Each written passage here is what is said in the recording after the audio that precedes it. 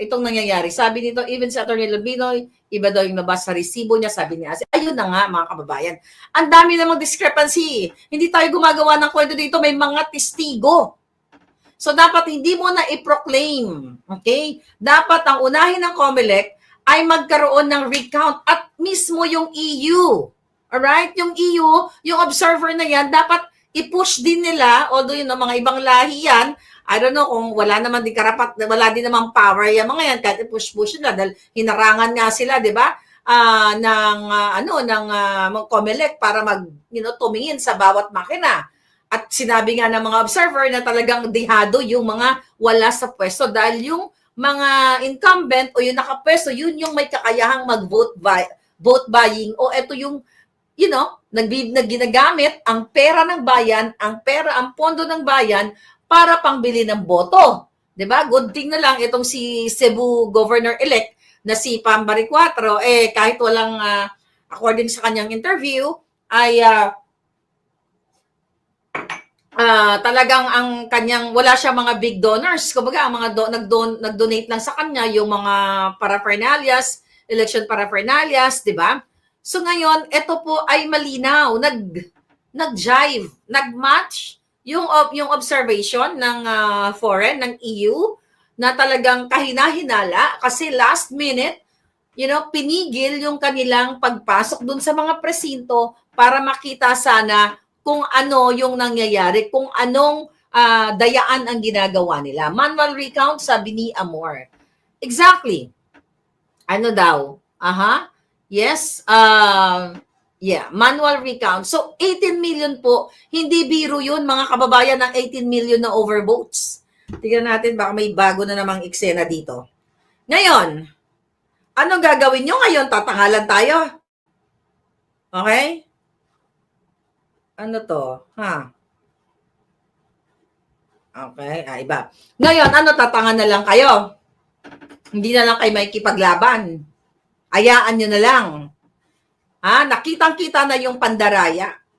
Diba? Malay mo na kapag nag-manual recount, makita natin na talagang wala pala itong si Kiko at wala rin si Bam Aquino. Imagine mo, nag-iyak-iyak pa nga si Sharon dyan. Dito na lang, anong masabi ni Rolex? Na bakit ayaw niyong iboto si Kiko? Anong ibig sabihin? Mismo sila, nag-gauge nila na walang amor yung taong bayan kay Kiko Maching. Pero bakit naging nasa top, ba siya ngayon? Top 3? Top 2? O top 4? Anong drama niya ngayon? Bakit siya, 'di ba? Bakit siya nandiyan? Alam na alam ng kanyang asawa, alam na alam nila na walang amor yung mga tao sa kanila. Nag-iyak-iyak pa nga 'Di ba? Nag-iyak-iyak kasi nga Nag-iyak-iyak kasi ayaw daw iboto ng taong bayan. Manual recount, so tututukan nyo po yan, yung overvotes na yan. Kakausapin ulit natin si Atty. Glenn Chong dyan at mga expert pagdating yan. 18 million po ang pinag-uusapan natin.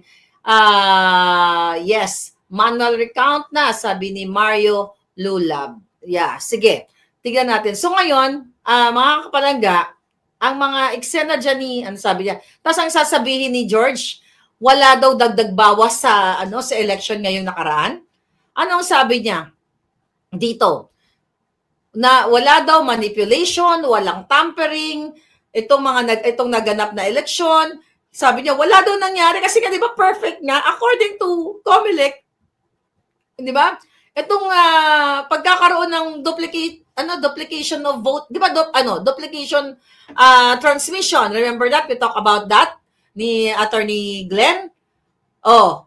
Yun pa lang yung pag-send ng 5 million votes na nung una naapektuhan although sinabi lang nila naapektuhan si Senator Bongo, well, lahat yun naapektuhan. Diba? Tapos sinasabi ni COMELEC at ni George Garcia, wala daw discrepancy. Kaya nga diba sabi ni Attorney Glenn dyan at ang mga commissioners, lahat sila dyan, nakasabwat ni George Garcia, ay dapat sila ay managot dahil wala pong transparency na naganap. Ito ay malinaw na mayroon talagang dayaan. Kaya dapat lang na magkaroon ng manual counting. At dapat hindi mo na i-proclaim ang national, lalo na yung national, kasi mga kababayan, ay kitang-kita ninyo na meron talagang dayaan at nakakaalarma po yung 18 million, 18 million na overvotes. Ngayon, recently, di ba? Recently, nagsalita na naman ang mga hunghang sa Malacanang. Na kesyo, ano sabi dyan ni Clarissa Taratara, na tinanong siya patungkol dito sa impeachment nga ni Vice President Inday Sara, mga kababayan, ay hindi na raw. Teka, tignan natin ha. Okay? Okay. Bago yun. Ayun na nga. Balikan natin si Atty. Torion. Sabi ni Atty. Torion, no formal petition needed for manual vote counting. Law already mandates. So sabi niya dito, there is no need for their camp to file a formal petition for manual counting of votes because manual counting is expressly mandated by law under Section 31 of Republic Act Number 9369, the Election Automation Law.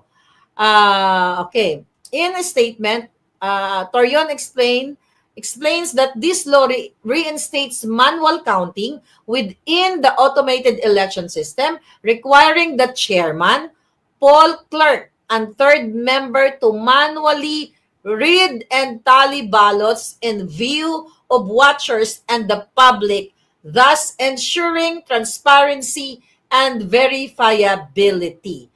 Okay, furthermore, Torion argues that even without a formal petition, the Commission on Election has the authority under its broad motu proprio powers to order a manual recount, especially amid widespread and credible complaints about election irregularities. So meron naman pala tayong batas na hindi mo na kailangan magpetisyon, kundi dapat gawin na lang kung totoo. Kung tapat ito si George Garcia, which is alam naman natin na hindi, di ba? Harap-harapan yan na inakusahan ni Attorney Glenn Chong, mga kababayan, ito ay malinaw na dapat ay buksan na yung mga ballot boxes na yan at ito ay bilangin na ng mano-mano dahil kitang-kita naman ang mga pandaraya sa iba't ibang bahagi ng bansa. So ngayon, ang drama-drama ngayon, in fairness dito sa result na ito, naalarma din, dito pa lang sa result na to na talagang na overpower, kumbaga sabi nga ng karamihan, sabi nga Attorney Glenn Chong, ito ay nagpapakita ng protest votes sa panggigipit sa mga Duterte. Diba? Tignan mo, landslide. Ang lahat ng Duterte sa Davao. Diba? Si Pangulong Duterte, Mayor Duterte, Baste, Pulong, Omar, diba? So talagang pinakita ng taong bayan, hindi lang sa Davao, di ba? Ang mga OFW, pinakita nila na suportado talaga nila ang Duterte 10. Di ba? Hindi lang sa Davao, hindi lang sa Cebu at sa iba pang bahagi. Kaya mga palangga, mga kababayan, kaya dapat talaga ito ay buksan ang mga makina. Dapat mabilang ito kung saan kumuha ng 18 million votes si George Garcia. Okay? Bakit may 18 million na overvotes? So dahil nga ngayon, nakikita ng mga bangag na talagang, mahal na mahal ng taong bayan ang mga Duterte through that election, midterm election, na ipakita. So ngayon, nagbago. Kahapon, nagsalita yung kanyang tagapagsalitang Taratara na hindi na daw ipupush ni Bangag yung impeachment trial kay Inday Sara. At ang sabi niya dito ay mag-focus na lang daw. Ang sabi niya dito, hindi na raw ito ipupush kasi sabi niya wala pong anumang balita tungkol sa pag-pursue ng Pangulo ni Bangag daw sa impeachment o sa impeachment trial ni VP Sara. So ayan po ay ating tinututulan at pinasisingalingan. Imagine mo, anong tawag dyan? Diba? Ano yan? Natakot, nasindak, o gumagawa lang ng kwento? Hindi tayo pwedeng maniwala sa mga nasa Malacanang. Mga bangag to, mga to Diba? Hindi na raw ipupush, o baka nakikita nila na wala silang tsansa dahil sa mga current, what if kung mag-manual counting pa tayo? at makita natin hindi pala nanalo yan si Matching, hindi rin nanalo yan si Lito Lapid, hindi rin yan nanalo si Bam Aquino. Andun pala si Rodriguez, andyan pala ang nanalo pala si Bondo, ang nanalo pala si Lambino. Eh di talaga lalong hindi nila itutuloy yung impeachment kasi alam nila, wala silang patutunguhan dito mga palangga. So ngayon, paulit-ulit na sinasabi ni Castro dito na yun, sabi niya wala pong sinasabing anumang kumpiyansa na para mapatalsik o mapatanggal sa pwesto ang vice presidente. Ano tong mga hunghang na ito? Akala ba nila nakakalimutan natin yung mga sinasabi nila? Na si Bangag Jr., di ba siya ang nag-push niyan, si Lisa Tanas ang nag-push niyan para ma-impeach ang Inday Sara dyan sa kanilang mga kasinungalingan na 125 million na confidential fund. Okay? Na ito daw ay nilustay ng opisina, pero ulitin natin yung billion pesos na nilulustay ng Bangag. Yung vice cam na ngayon, tignan mo, yung oral arguments, instead of, di ba, supposedly May 19, ayan, kapopos na ni Attorney Vic Rodriguez. Yung final ni Attorney Vic Rodriguez, nila Congressman Ungab, di ba, nila PRRD, na yung tungkol sa anomalya dyan sa vice cam na yan. Anong sabi ng Korte Suprema? Reset na naman. Walang exact date kung kailan dinggin yan, kung kailan magkakaroon ng oral arguments para talakayin yung issue ng vice cam na yan at yung zero budget sa PhilHealth at yung pera sa PhilHealth. Di ba? So ngayon, mga kababayan, I don't know kung ano ang inyong gagawin. But syempre, hindi tayo titigil sa kakadakdak dito at kasupport dito. Kasi dapat i-push din natin itong manual recount na ito dahil meron naman palang batas. Kailangan panugot natin ng COMELEC saan nanggaling itong 18 million na overvotes. Saan? Bakit may 18 million na overvotes? Saan kumuha ng boto si Kiko Matching? Saan kumuha si Bam na ngayon ang dinadrama-drama nitong mga kanyang mga supporter na magaling daw si Bam kasi daw siya ang author nitong tertiary bill kung saan tertiary law na naging batas na kung hindi daw dahil kay Bam, hindi daw nagkaroon ng mga free education, tertiary education or yung mga nasa kolehiyo, ito mga bata, dahil daw kay Bam, kaya nagkaroon ng free tuition fee, chuchuchucho. Pero nakalimutan ng mga hangang na to, actually napanood ko na, I just forgot kung saan ko napanood na, na interview ni, may interview about, I think kay Bam yun or kung sino pa man. Na-interview si Bam Aquino na nagpapasalamat siya kay Pangulong Duterte kasi pinarmahan niyang tertiary bill na yan. Kaya nagkaroon ngayon ng free tuition fee in 2017 ang ating mga kababayan. So yan ngayon yung mga binibida-bida nitong mga pulawan na ito na magaling daw itong si Bam, Paano naging magaling yan? Alam naman natin ang lahat ng bill, ang lahat ng mga bill bago maging batas yan, ay ang Pangulo ang maglalagda dyan. Whether i-veto niya, or ibabalik yan. I-veto at ibabalik yan sa Kongreso at Senado at doon, mga palangga, titenga lang yon pero pwede rin nilang i-override yon ng, like, I think within 30 days, di ba? Magbobotohan sila, like 2/3 of Congress and Senate, pag nagkaroon sila ng vote na gano'n, then boom, pwede maging batas. Pero sa case nitong tertiary na ito, di ba? Ang paliwanag dyan ay pinakiusapan si Senator Bongo, I think SAP 2017, so SAP pa lang siya noon. So SAP pa lang siya noon na kumbinsihin ang Pangulong Duterte na permahan itong tertiary bill na ito, although yung mga economic managers during that time ni Pangulong Duterte ay nagdi-disagree dahil wala daw pondo, pero pinaliwanag ni Senator Bongo, now Senator Bongo kay Pangulong Duterte, na itong itong bill na ito, tertiary bill nga ay napakaganda at ito ay makikinabang itong mga estudyante at tukunin ang budget dito sa mga agencies na ganito. So, paano naging kay Bam yan? At saka hindi lang naman siya isang nag-author niyan. Hindi lang naman po isa. Di ba? I believe si, who's that? Yung nandyan ngayon kay Bangag. Di ba? Si Recto.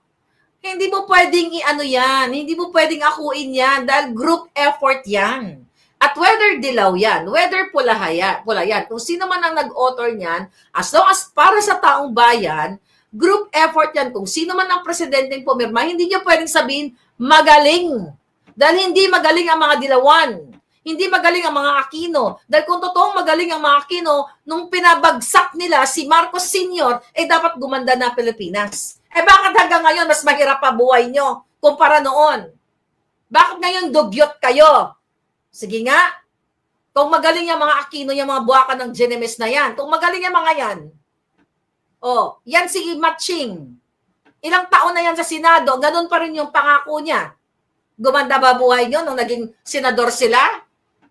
Sige nga, paano naging magaling yan? Mas naramdaman nyo, nung naging presidente ang Pangulong Duterte, naramdaman nyo yung kaligtasan, kaalwanan ninyo sa inyong mga kalsada, sa inyong mga iskinita. Di ba? Tapos ngayon, ang mga drama-drama ni Bangag, ang drama nila na kesyo, welcome daw yung mga opposition daw. Mga opposition sa bagong mga senador. Now, sa atin ngayon, dahil after election, welcome daw ang mga bagong opposition as long as para lang sa bayan yung kanilang pag-o-object or pag-o-oppose as long as para sa bayan. Tapos wag lang daw ang obstructionist, sabi ni Taratara. Sino bang nag-o-obstruct dito? Hindi ba ang Bangag? Hindi ba ang Marcos administration ino-obstruct, sinisira nila si Sara Duterte para sa kanilang personal na interes para sa 2028. Nagtatrabaho yung Vice President, wala silang ginawa kundi i-obstruct, sirain ang buhay ng Vice President at sirain ang buhay ng mga nasa Office of the Vice President sa kanilang mga gawa-gawa at bintang-bintang na mga kaso, lalo na yung 125 million na confidential funds, pero ayaw nilang pag-usapan yung billion-billion na confidential funds, yung nakaw ng Bangag administration. Sino ang totoong obstructionist dito? Hindi ba ang Bangag? Hindi ba pinipigilan tayo, ino-obstruct ang ating mga ngangabels para wag nang magsalita laban sa kapalpakan nila? Sige nga. Sabi ni Marilyn Menz, tama ang kampo ni Pacquiao, ang pa-manual recounting, sana marami ang sumuporta dito. Alam mo, sa totoo lang, kung ikukumpara mo alam niyo naman si Dodong Manny, kaya ko lang naman ang inaaway-away si Dodong Manny, dati doon sa kanyang sustento ba, sa kanyang anak, na hindi man siya nagsusustento noon. Pero okay naman na yan, kaya nagsusustento naman siya kay Iman, so okay na kami. Di ba? Ayoko lang yung nanaginip siya ng mga kabayo-kabayo ba. Pero I will support Manny Pacquiao. Diyan sa kanyang na yan. Sinabi niya ba yan, Marilyn? Pero ang tanong ko, if you compare Manny Pacquiao and Matching, I believe mas marami pang boto si Pacquiao. Di ba? If you compare Pacquiao and Lito Lapid, mas marami pang makukuha si Dodong Manny. Mag-a-agree ba kayo doon? Kaya dapat talaga, Dodong Manny. Alam mo, love ko naman yan si Dodong Manny.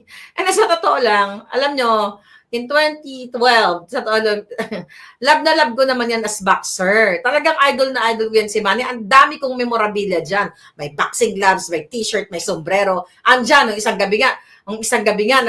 araw nga, nagligpit-ligpit ako, nakita ko, may pirma pa yan. Ang dami kong mga memorabilia dyan kay Dodong Manny. Tapos, alam niyo ba kung anong nasabi ko? Sabi ko, sayang naman ito. Ito kasi si Dodong Manny Sabi ko nang kung ano-anong panaginip, na inis tuloy ako sa kanya. I said, nagsalita tuloy ako ng, hindi niya nagustuhan. Pero as a boxer, gustong-gusto ko si Pacquiao. Wala tayong duda doon. Ang ayaw ko lang kay Dodong Manny, ay, sus ko, naginip kasi ng kabayo. Yes, credit grabber daw si Dam. Yeah, totoo yun. Yeah, in fairness, yeah. So, well, tapos naman na yun, di ba? Ako, tapos na yung bolja ko kay Manny, tapos na yun eh. Ang hindi ko lang nagustuhan kay Manny, ayan, nag-traidor ka kasi kay Digong. Di ba? Magkababayan tayo, dapat tayo magkampi-kampi, kaya para man sa bayan, nag-traidor ka. Ang sabi mo noon, pag nanalo kang presidente, ipakulong niyo mo si Imelda. Tapos ngayon, nag-kiss-ass ka kay Bangag, o di ba? Sana nag-independent ka na lang, Dudong. Alam mo kung nag-independent ka, baka nanalo, pero baka nga nanalo siya. I don't know, hindi ko alam. Di ba kaya magkaroon ng manual counting? Right? Halata talaga na magic ang Duterte 10, sabi ni Malu Piton. Bakit bigla na lang nag-number 2 si Bam? Kiko, yeah. Kaya nga, dapat talaga, alam nyo, yung mga kayo, na mga senatorial balls, lalo sa Duterte 10, yung hindi kayo nakasama sa, dito, mag-demand kayo. Total, nagnawagan na si Pastor Kibuloy. Di ba? Mag-demand kayo ng manual counting. Ilaban nyo to. Paratingin nyo sa Korte Suprema kung saan pa man. Dapat ilaban nyo ito. Kasi kung talagang nanalo ka, nanalo ka. Di ba? Hindi porket nanalo na kayo, let's say kakampi namin kayo, nagniniwala kami sa inyo, porket nanalo na kayo, hindi na, wag na tayo magpa-manual counting, dagdagan. No. Sabi ko naman, di ba, na dapat magkaroon ng manual counting, dapat bulangin ang voter's receipt, hindi yung nasa loob, kasi meron na pong ebidensya na nakaprogram na yung SD card, yung hindi natin nakikita. Di ba? 11, sabi ni Palangga, 11 co-authors including Bam Aquino, sabi ni Regina, yun na nga. Hindi naman ang isang batas, babalik tayo kay Bam, hindi na naman isang tao yan, group effort yan. Kaso lang, hangal nga talaga itong mga dilawang mga bata pa kasi walang alam eh. 'Di ba? Tingnan mo ngayon sila. Oh, wala silang alam, mura na mura, gagdag sila kay Marcos ngayon. Tingnan mo, magkakampi na si De Lima at saka si Chel Jokno, yung tatanggalan ng ngipin ni Pangulong Duterte. Naalala niyo yun? Marcos Bahog Lubot.